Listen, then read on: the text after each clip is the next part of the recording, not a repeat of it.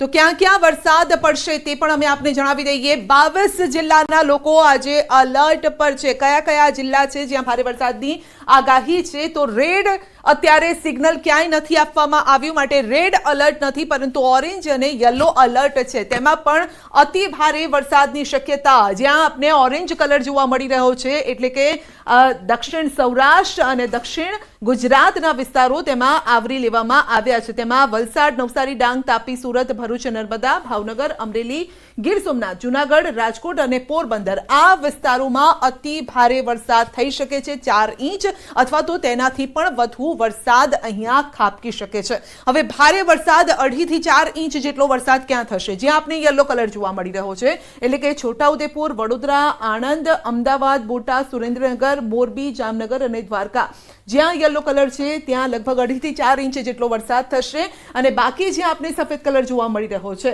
તો આ તમામ જિલ્લાઓમાં એવું નથી કે વરસાદ નહીં થાય, છૂટો છવાયો આ જિલ્લાઓમાં પણ વરસાદ થઈ શકે છે। આગળ વધીએ। રાજકોટ જિલ્લાના ઉપલેટામાં મેઘરાજાએ ધમાકેદાર એન્ટ્રી કરી છે અને ઉપલેટામાં 4 કલાકમાં 2.25 ઇંચ વરસાદ વરસ્યો છે। નીચાણવાળા વિસ્તારોમાં પાણી ભરાયા છે। શહેરના ભાદર ચોક, સિંધી બજાર, કટલેરી બજારમાં પણ પાણી ફરી વળ્યા છે, તો ઘૂંટણસમાં પાણી ભરાયા છે। વાહન ચાલકો મુશ્કેલીનો સામનો કરી રહ્યા છે। ગ્રામ્ય પંથકમાં મજેઠી, લાઠની, ભીમોરા, મોજીરા, તલંગણા સહિતના અનેક ગામોમાં મેઘરાજા મહેરબાન બન્યા છે, તો વરસાદ વરસતા કપાસ, સોયાબીન, મગફળી જેવા પાકોને પણ ફાયદો થશે। વરસાદ વરસતા ખેડૂતોમાં પણ ખુશી છે।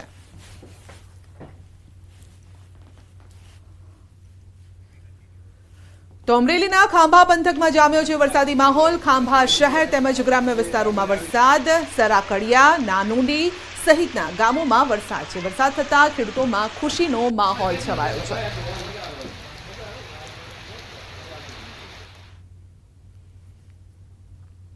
તો ગીર સોમનાથમાં પણ ગીર ગઢડામાં જામ્યો છે વરસાદી માહોલ। જરગલી, સનવાવ, હરમડિયામાં વરસાદી માહોલ જામ્યો છે। પાટસર, દ્રોણ સહિતના ગામોમાં પણ વરસાદ વરસી રહ્યો છે। ઝરમર ઝરમર આ વરસાદ જે માણવા લાયક પણ છે અને ખેતીને પણ ફાયદો કરાવે તેવો વરસાદ છે।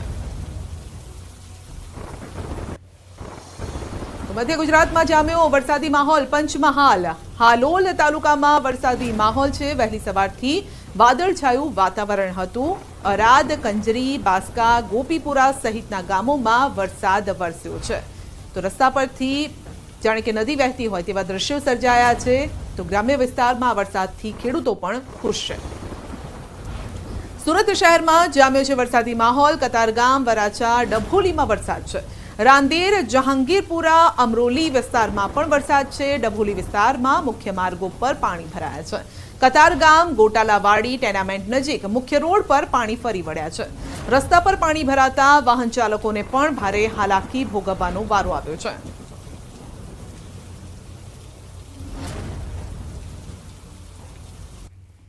તો નવસારી શહેર તેમજ જિલ્લામાં પણ મેઘરાજાના 3 દિવસના વિરામ બાદ ફરી વરસાદી માહોલ જામ્યો છે। વરસાદ વરસતા વાતાવરણમાં ઠંડક પ્રસરી।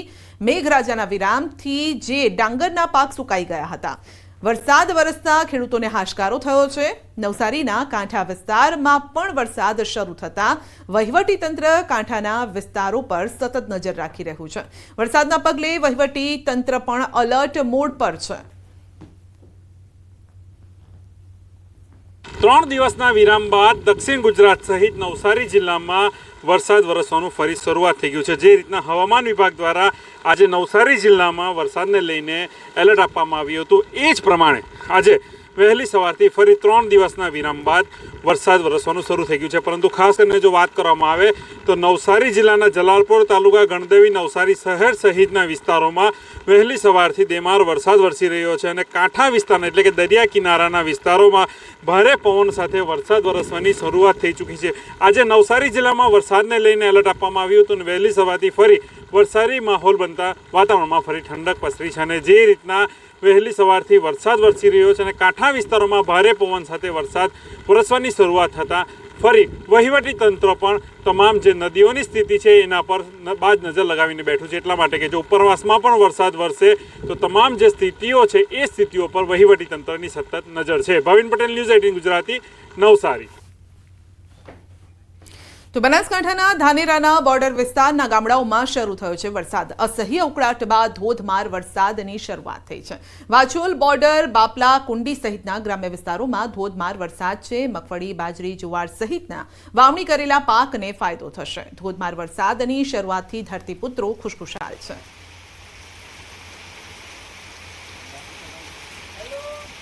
છોટાઉદેપુરની વાત કરીએ તો રેલવે લાઇન પરનો વિડીયો વાયરલ થયો છે. રીલ્સ બનાવતા યુવકનો વિડીયો વાયરલ થયો છે. જોખમી રીતે રીલ્સ બનાવી રહ્યા છે લોકો. નર્મદા કેનાલ પાસે રેલવે લાઇન પર રીલ્સ બનાવતા યુવકનો આ વિડીયો વાયરલ થઈ રહ્યો છે. જોખમી રીતે પોતાનો જીવ જોખમમાં મૂકીને યુવક રીલ બનાવી રહ્યો છે. જો જરા પણ ચૂક થાય તો તે કેનાલમાં ધસમસતા પ્રવાહમાં ખાબકી શકે છે, તો તણાવવાની શક્યતા પણ રહે છે.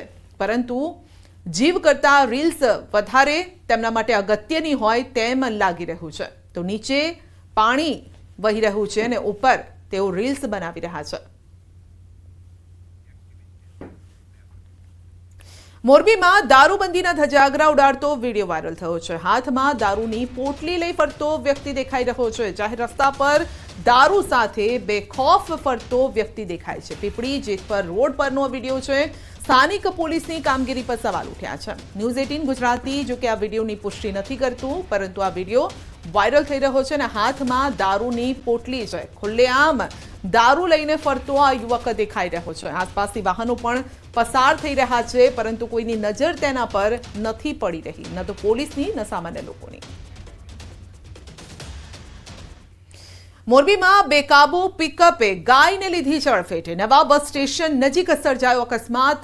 ગાયોને અડફેટે લીધા બાદ ગાડી પોલ સાથે અથડાઈ હતી. સનાડા રોડ પર અકસ્માતના સીસીટીવી સામે આવ્યા. ડિવાઈડર પર રહેલા સીસીટીવી પોલ સાથે ધડાકાભેર અથડાઈ હતી. તો દ્રશ્યમાં જોઈ શકાય છે કે પિકઅપે ગાયને અડફેટે લીધી છે અને સીસીટીવી સામે આવ્યા છે. તે પોલ સાથે અથડાઈ હતી. તો ગાડી પોલ સાથે અથડાઈ અને ગાયને પણ અડફેટે લીધી હતી.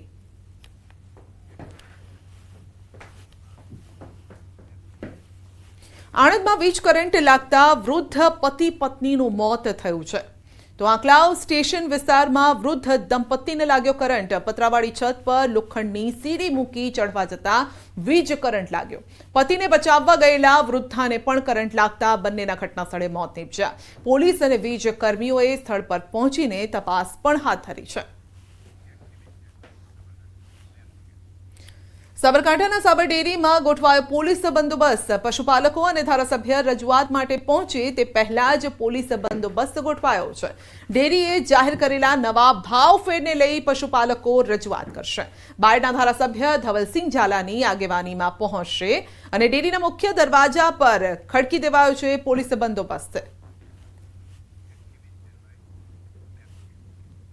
વલસાડના કપરાડા તાલુકાના કેટલાક ગ્રામ્ય વિસ્તારમાં સ્મશાન જેવી પ્રાથમિક સુવિધા નથી.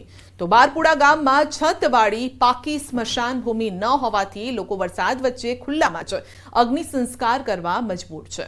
બારપુડા ગામમાં રવિવારે વરસાદ વરસી રહ્યો હતો અને આ સમયે જ અંતિમ યાત્રા નીકળી હતી. ગામમાં છતવાળું સ્મશાન નથી, જેના કારણે લોકોએ વરસાદના કારણે તાળપત્રી રાખીને અગ્નિ સંસ્કાર કર્યા. કારણ કે એક તરફ વરસાદ વરસી રહ્યો હતો અને આવામાં જે અંતિમ વિધિ છે તે કરવામાં આવી હતી. તો અંતિમ સંસ્કાર સમયે ધોધમાર વરસાદ વરસતો હતો, જેથી ગામના લોકો છત્રી લઈને સ્મશાન યાત્રામાં જોડાયા.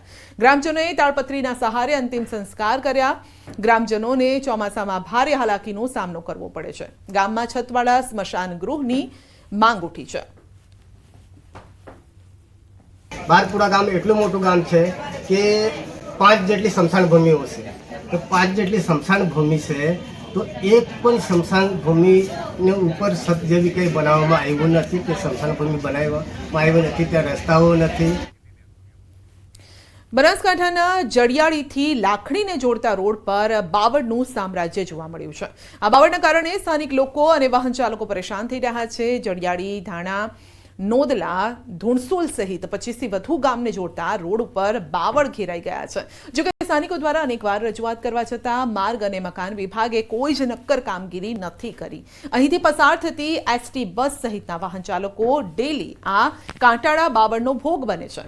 સ્થાનિકોએ તાત્કાલિક ધોરણે રોડનું સમારકામ કરી આ કાંટાળા બાવળોને હટાવવાની માંગ કરી છે।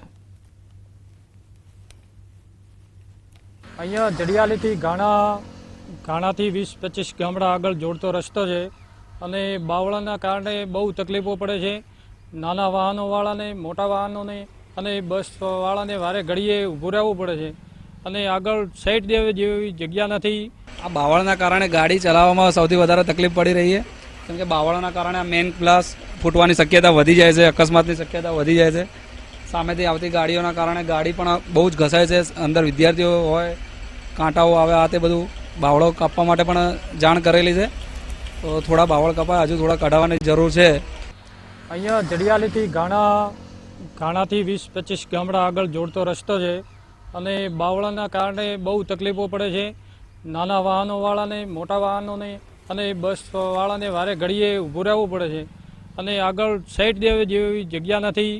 અત્યારે અમે છીએ બનાસકાંઠાના જડિયાલી ગામની અંદર અને આપ મારી પાછળ દ્રશ્યોમાં જોઈ શકો છો કે જે આ જડિયાલીથી 25 ગામોને જોડતો જે રસ્તો છે, આ રસ્તા ઉપર બાવળોનું સામ્રાજ્ય જોવા મળે છે અને આ બાવળોના લીધે અનેકવાર લોકોને પરેશાન પણ થવું પડે છે। તે ઉપરાંત બે સાધનો આજુબાજુથી જ્યારે નીકળે છે ત્યારે બાવળોના લીધે વાહન ચાલકોને મુશ્કેલીનો સામનો કરવો પડે છે। જ્યારે મોટા વાહન પાસેથી બાઇક નીકળતું હોય છે ત્યારે અનેકવાર બાઇક ચાલકોને અકસ્માતનો ભોગ પણ આ બાવળોના લીધે બનવું પડે છે। ખાસ કરીને જે આ રસ્તો છે તે માર્ગ એન્ડ મકાન વિભાગમાં આવે છે। માર્ગ એન્ડ મકાન વિભાગને આ બાવળો કટિંગ કરવાનો હોય છે, પરંતુ માર્ગ એન્ડ મકાન વિભાગના અધિકારીઓની બેદરકારીના લીધે લોકોને પરેશાન થવાનો વારો પણ આવ્યો છે। તે ઉપરાંત જડિયાલી સરપંચ દ્વારા લેખિતમાં રજૂઆત કરવામાં આવી છે, છતાં પણ હજી સુધી આ બાવળો કટિંગ કરવામાં ના આવતા વાહન ચાલકો તેમજ સ્થાનિકો મુશ્કેલીમાં મુકાયા છે। કિશોર તુવર, ન્યૂઝ 18 ગુજરાતી, બનાસકાંઠા।